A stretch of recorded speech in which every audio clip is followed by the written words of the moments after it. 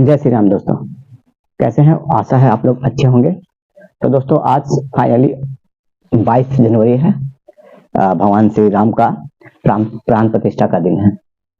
तो मैंने सोचा कि जो राम मंदिर है, भगवान का राम मंदिर, उनके बारे में कुछ जानकारी दी जाए ताकि आप सभी लोग इससे आप जाने कि हमारे देश में जो राम मंदिर बना था उसके पीछे क्या कौन सी कहानी है। और ये सिर्फ ज्ञान के भाव से बनाया जा रहा है, इसमें किसी धर्म और जाति का कोई लेना देना नहीं है। अगर मेरे शब्द कुछ ऐसे निकले जो दोहरी अर्थ में हो तो उसके लिए मैं क्षमा मांगना चाहता हूं पहले ही। तो आइए शुरू करते हैं, हम लोग राम मंदिर के बारे में कुछ जानकारी हासिल करते हैं।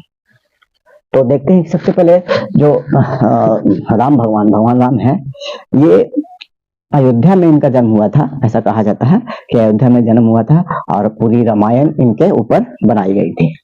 तो रामायण के, लेकिन राम मंदिर जो है वो राम जी का रामलला कहा जाता है, यानी राम जी के बचपन का वहां पर चरित्र चित्रण, मतलब वहां पे उनका दिखाया गया था। तो वहां पे जो मंदिर है ना, वो उनका बाल रूप दिखाया गया है अयोध्या में राम जी का।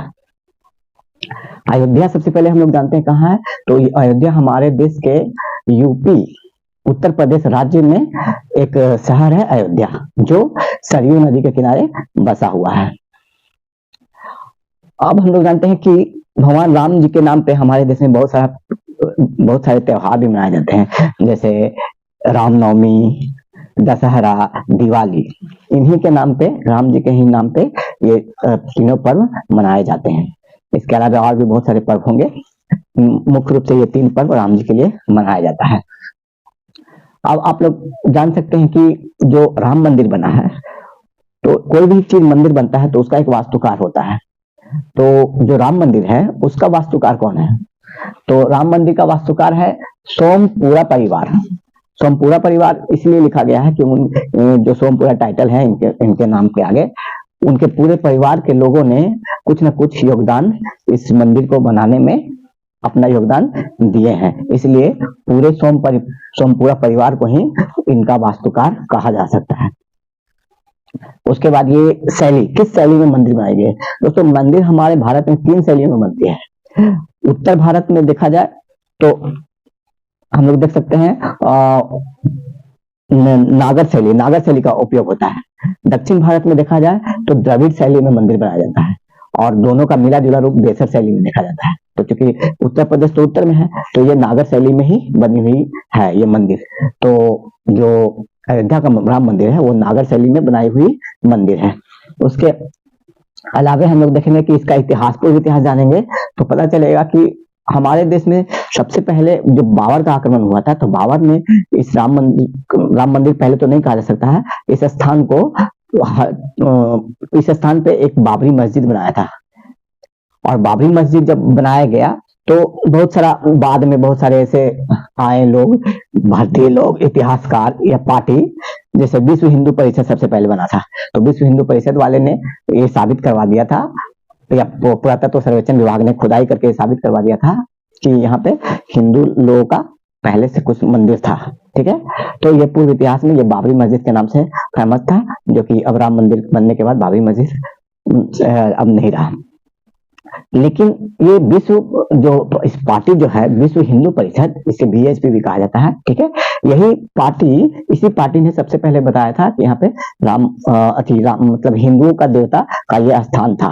ठीक है, हिंदू का मंदिर रहा करता था पहले, बाबरी मस्जिद के पहले हिंदू मंदिर रहा करता था। ठीक है, उसके बाद ये इस बात को किसने सहयोग किया कि यहाँ पर हिंदू मंदिर थे वास्तव में? तो हम लोग कह सकते हैं हमारे देश के प्रधानमंत्री राजीव गांधी और एक अशोक सिंघल, जो कि बीएचपी के सदस्य थे, अध्यक्ष थे। अशोक सिंघल और राजीव गांधी ये बिल्कुल सहयोग करते थे कि यहाँ पे बाबरी मस्जिद के पहले हिंदू देवी मंदिर रहा करता था। इसके अलावा हम लोग जानते हैं कि 1992 की बात है, वर्ष 1992 की बात है, जब आप देखते हैं कि एक अंतर सांप्रदायिक हिंसा हो गया था। मतलब जब ये बताया गया कि ये हिंदू मंदिर यहाँ पे पहले था, बाबरी मस्जिद नहीं था, तो उस समय कुछ सांप्रदायिक दंगा हो गया, अंतर सांप्रदायिक दंगा, मतलब भारत के ही अंदर लोगों में कुछ झगड़े होने लगे, विवाद होने लगे, और अंतर सांप्रदायिक दंगा का ये रिजल्ट हुआ, परिणाम हुआ कि मुंबई में 2000 लोगों की हत्या इसी दंगे में हो गई, लगभग 2000 लोगों की हत्या हो गई थी।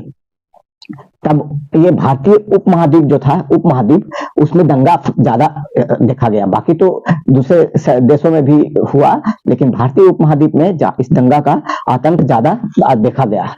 उसके बाद हम लोग देखेंगे कि पाकिस्तान और बांग्लादेश, पाकिस्तान और बांग्लादेश में इस बात को लेकर जब बात बढ़ी मंदिर को लेकर, तो 30 से अधिक मंदिरों को पाकिस्तान और बांग्लादेश में 30 से अधिक मंदिरों को लगभग वो ध्वस्त कर दिया गया, तोड़ दिया गया। जैसा मैंने सूत्रों से जानकारी हासिल करके मैं बता रहा हूँ ये सब सारी बातें, इसमें मेरा कुछ अलग से नहीं जोड़ा गया है, सिर्फ मैंने मैं जानकारी दे रहा हूँ। तो 30 से अधिक मंदिरों को तोड़कर ध्वस्त कर दिया गया।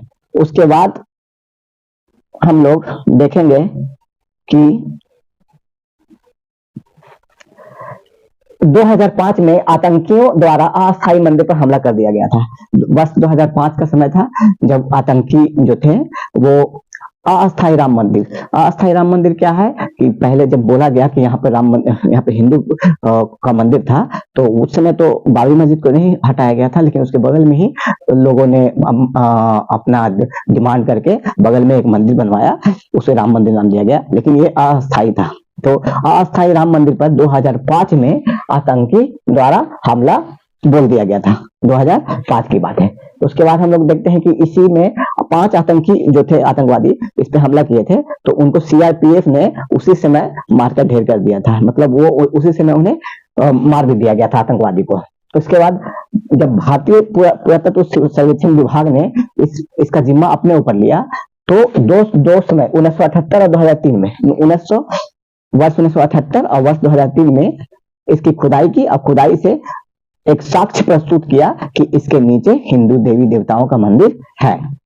तो जैसे ही भारतीय पुरातत्व सर्वेक्षण विभाग ने 1978 में भी और 2003 में भी जब पुरातत्व खुदाई करके हिंदू मंदिर के अवशेष को पेश किया, तो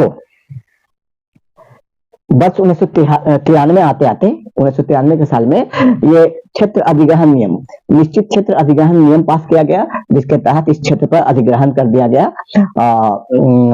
उसके बाद 2019 में 2019 में जब बात बढ़ी, तो सुप्रीम कोर्ट, हमारे देश का सबसे ऊंचा कोर्ट, सुप्रीम कोर्ट ने क्या किया कि इस मंदिर निर्माण करने के लिए एक ट्रस्ट को एक पूरा कार्यभार सौंप दिया। तो इस मंदिर के निर्माण में 2019 में सुप्रीम कोर्ट ने आदेश दिया कि एक ट्रस्ट बनाया जाए और उसी ट्रस्ट को इस मंदिर को निर्माण करने के लिए कार्य सौंप दिया जाए। उसके बाद हम लोग देखते हैं कि 2020 में संसद में भी, भारत का पार्लियामेंट, संसद में भी ये घोषणा कर दिया कि यहाँ पे मंदिर बनाया जाए और इसके बदले में मुआवजे में 5 एकड़ जमीन लगभग मस्जिद बनाने के लिए भी इसी के आसपास में मैंने दे दिया गया। तो इस तरह से ये यहाँ पे और जगह तो है नहीं दोस्तों जो जिसके बारे में मैं बता सकूं, तो इसके लिए मैं इसकी आगे जानकारी मैं आपको अगले वीडियो में दूंगा, पार्ट 2 में दूंगा। तब तक के लिए जय श्री राम दोस्तों।